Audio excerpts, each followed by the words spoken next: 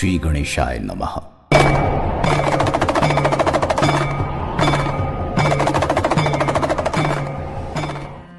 भगवान परशुराम की गाथा। भगवान श्री परशुराम भगवान विष्णु के 6वें अवतार माने जाते हैं। वे ब्राह्मण होते हुए भी एक महान योद्धा और धर्म रक्षक थे। विष्णु पुराण के अनुसार उन्होंने धरती पर अधर्म और अत्याचार का नाश करने के लिए अवतार लिया। यह कथा उनके जन्म, तपस्या, पराक्रम और धर्म स्थापना के महान कार्यों की अमर गाथा है।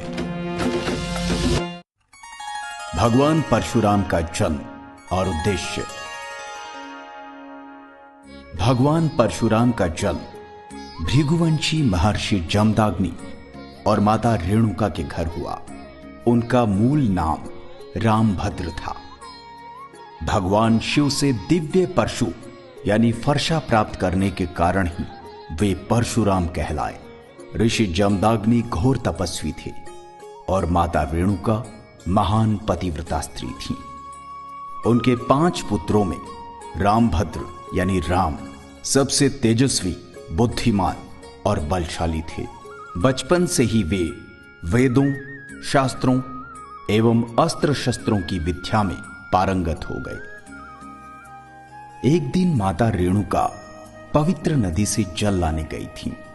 वहां उन्होंने गंधर्वों को जल क्रीड़ा करते देखा और क्षणिक रूप से उनका मन विचलित हो गया।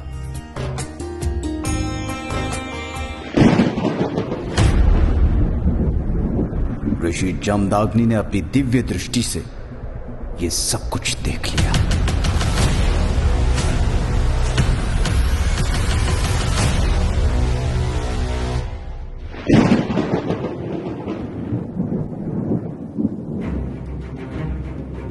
जब वे आश्रम लौटी तो ऋषि जमदाग्नि उन पर क्रोधित हुए और क्रोध में आकर अपने पुत्रों को माता का वध करने का आदेश दे दिया। चारों बड़े पुत्रों ने डरकर इस आदेश को मानने से मना कर दिया, लेकिन राम ने अपने पिता की आज्ञा का पालन करते हुए मां का सिर धड़ से अलग कर दिया।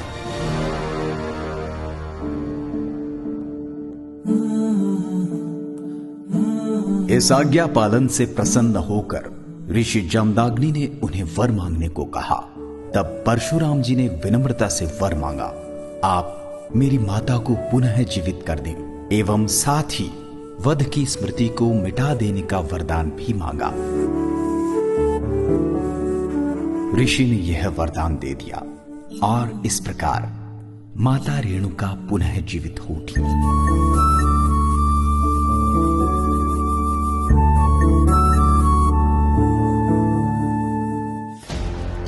सहस्त्र अर्जुन और परशुराम जी का प्रतिशोध। उस समय माहेश्मती नगरी का राजा सहस्त्र अर्जुन यानी अर्जुन कार्तिवीर्य अपने बल और अहंकार में चूर था।